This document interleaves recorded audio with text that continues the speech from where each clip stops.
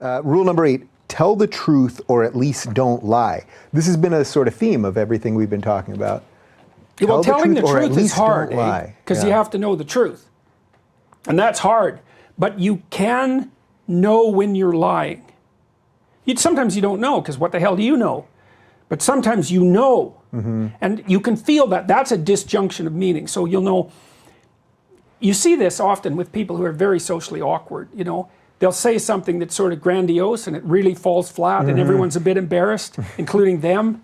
It's like if they were paying attention, they would notice that that disunited them and made them weak. And then they wouldn't say it. And so that's the thing about not lying, is that lies make you weak and you can feel it. It's the antithesis of meaning, I would say, because meaning is associated with the truth. So if you're lying, you're at the opposite pole of that. That's the deceit part. And it makes you weak. You think, well, I'll lie and I'll get away with it. It's like, no, you won't. You cannot get away with warping the structure of being. Well, that's why the arrogance comes in. It's like, well, I can lie and get away with it. It's like, I see. Here's your theory. There's all this reality around you that you don't comprehend at all.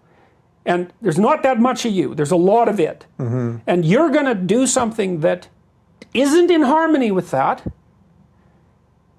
And it's going to work. That's your theory. It's like, go try it out, man. That's some serious narcissism. Yeah, and yet we all do that to some degree. Or at least at some point in our lives, right? We all think we can manage everything. Well, it's partly because you can get away with it for a short period of time, right? So you think, well, I've got away with it so far. It's like, yeah. It's like that funny line in The Simpsons. Bart comes up to Homer and says, Dad, this is the worst day of my life. And Homer says, the worst day of your life so far, Bart. The worst day of your life so far. So it's that show, man. Now and then they nailed it. That was one of them.